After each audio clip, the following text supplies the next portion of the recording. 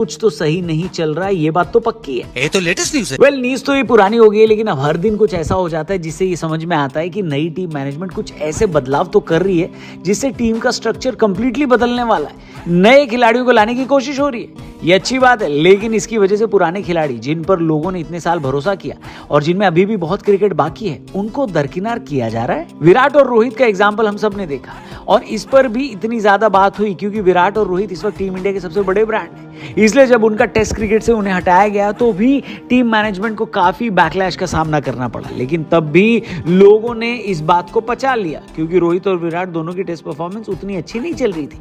पर अब वनडे में भी यही कहानी दोबारा रिपीट हो गई। पूरा माहौल बनाया जा रहा है जिसकी वजह से लोगों को लग रहा है कि रोहित और विराट 2027 वर्ल्ड कप तक नहीं खेल पाएंगे, लेकिन क्योंकि पूरा फोकस रोहित और विराट पर है तो लोग बाकी प्लेयर्स को भूल जा रहे हैं। लेकिन कल एक और ऐसे भूले बिसरे प्लेयर ने चीफ सिलेक्टर अजीत अगरकर को जम के निशाने पर लिया है, खुलेआम अपनी नाराजगी जाहिर की है और इस प्लेयर का नाम है मोहम्मद शमी। वेल इससे पहले कि हम लोग शमी की बात करें, आप जरा डिस्क्रिप्शन में जाइए और हमारा latest podcast umpire Anil Chaudhary के साथ जो हमने किया उसको देखिए। हमारे टीआरपी चैनल पर ये एपिसोड रिलीज हो चुका है जहां पर क्या धोनी हुक्का पीते हैं, रोहित को कप्तानी से क्यों हटाया गया, अंपायरिंग में कितना पैसा है और टीम इंडिया में क्या पॉलिटिक्स चल रही है, क्या पाकिस्तान के क्रिकेटर से हमने हाथ नहीं मिलाया, क्या सही किया, क्या बहुत सारे सवालों पे हमने बात करी है अंपायर अनिल चौधरी से। जाकर इस पॉडकास्ट को देखना, फुल फील आ जाएगी। फिलहाल वीडियो में आगे बढ़ते हैं और हम लोग बात करते हैं मोहम्मद शमी की। शमी 2023 वर्ल्ड कप फाइनल तक टीम इंडिया के सबसे बेहतरीन फास्ट बॉलर थे। उन्होंने इस टूर्नामेंट में बुमराह को भी फीका साबित कर दिया था, लेकिन 19 नवंबर 2023 वर्ल्ड कप का फाइनल खेलने के बाद जब पता चला कि मोहम्मद शमी इंजर्ड हैं और बहुत वक्त तक वापसी नहीं करेंगे तो लोगों ने उनके कमबैक की दुआ मांगनी शुरू कर दी। पहले तो खबर ये थी कि शमी आईपीएल 2024 में वापसी कर जाएंगे, लेकिन ऐसा नहीं हुआ। फिर T20 वर्ल्ड कप 2024 में हमने शमी के बिना खेला। याद रखिए ये वाला वर्ल्ड कप हम लोग जीत गए थे, लेकिन इसके बावजूद लोगों ने शमी को बहुत मिस किया। फाइनली 1 साल के बाद शमी वापसी करते हैं, लेकिन अपनी वापसी पर कुछ खास इंप्रेस नहीं कर पाते। हालांकि कुछ डोमेस्टिक मैचों के बेसिस पर आप एक चैंपियन प्लेयर को जज नहीं कर सकते, इसलिए लोगों को लगता है कि शमी अब बड़ा गावस्कर ट्रॉफी खेलने तो जाएंगे, लेकिन ऑस्ट्रेलिया जाने वाली टीम में भी उनका नाम नहीं आता।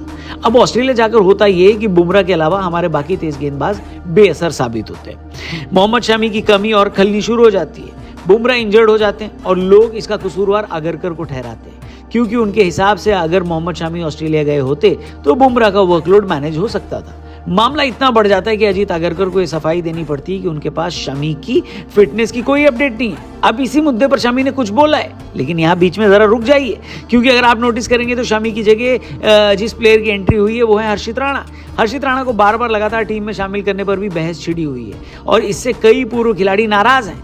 कल यही सवाल मैच खत्म होने के बाद भारत के कोच गंभीर से पूछ लिया गया तो गंभीर ने ये जवाब दिया। Shame on you। गंभीर ने बोला कि बहुत शर्मनाक बात है कि अपना यूट्यूब चैनल चलाने के लिए कुछ लोग एक 23 साल की खिलाड़ी को टारगेट कर रहे हैं। न तो हर्षित राणा के पिता कोई फॉर्मर अध्यक्ष हैं और न ही पूर्व क्रिकेट खिलाड़ी और न ही कोई एनआरआई। गंभीर ने कहा कि अगर आपको किसी खिलाड़ी को टारगेट करना है तो उसकी परफॉर्मेंस के हिसाब से करो। ये बात सिर्फ हर्षित राणा की नहीं है, किसी भी यंग खिलाड़ी को इस तरीके से आप लोगों को नहीं कहना चाहिए।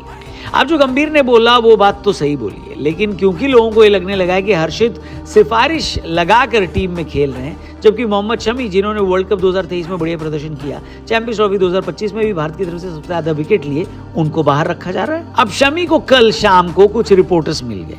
उन्होंने शमी से पूछ लिया कि भैया क्या सीन है, खेल क्यों नहीं रहे। शमी ने भाई साहब ऐसे रिएक्ट किया जैसे किसी ने उनका जख्म को रेत दिया।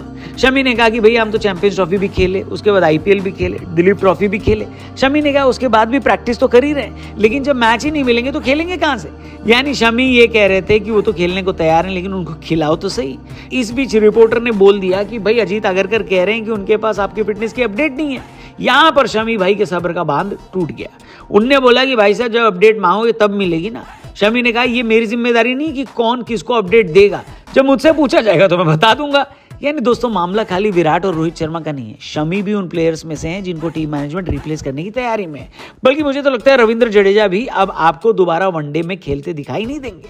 क्या लगता है अजीत अगरकर की सिलेक्शन कमेटी क्या करने की कोशिश कर रही है? क्या हमें 2023 वर्ल्ड कप के हीरोज अब देखने को नहीं मिलेंगे? क्या लगता है आपको कि रोहित शर्मा, विराट और शमी और जडेजा जैसे खिलाड़ी अभी भी टीम इंडिया में खेलने लायक हैं?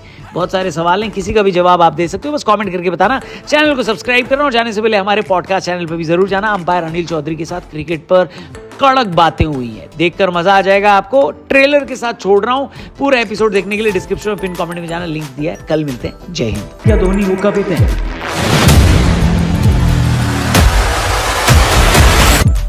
तुझे क्या मतलब है यार हुक्के से, मेरे को क्या पता भाई। और अगर हुक्का पी रहे आपको प्रॉब्लम? मेरे को पर्सनल है किसी का। मैं चाय पीता हूँ, कॉफी पीता हूँ, क्या है इसमें। इंडिया पाकिस्तान मैच की बात करें, हाँ, आपने देखा है बॉयकॉट किया? मैं गाँव में था। ये क्या बात हुई? सो इंडिया के प्लेयर्स ने हाथ नहीं मिलाया, इसको कैसे देखते हैं आप? उनकी मर्जी है, उनका मन नहीं होगा मिलाने का, क्या बात है, कोई कंपलसरी थोड़ी हाथ मिला। पर पाकिस्तान ने इसको बहुत बड़ा इशू बना दिया। अब जब मैच नहीं जीत रहे कुछ तो चाहिए।